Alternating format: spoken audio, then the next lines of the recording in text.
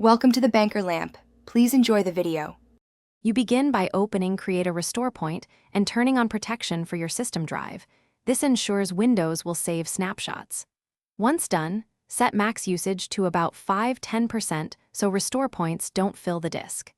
Make sure to click Apply, then choose Create to make an immediate restore point. You're establishing a known good snapshot. This is the foundation that lets you roll back if updates or installs break the system. Keep the name clear so you can identify it later. Now run System Restore from the Same System Properties dialog or via Advanced Startup. Choose a recent restore point and click Next to start.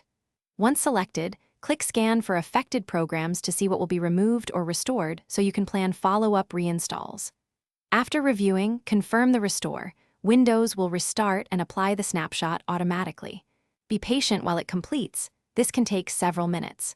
When it finishes, sign back in and check key apps and settings to verify the rollback. After the restart, validate system stability and any apps that previously malfunctioned.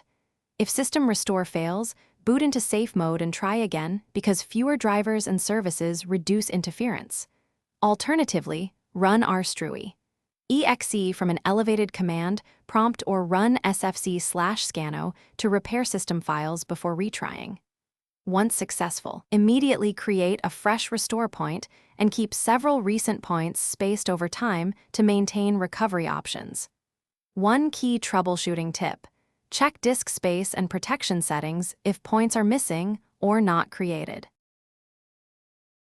Thanks for watching. If this was helpful, leave a like and consider subscribing. See you next time.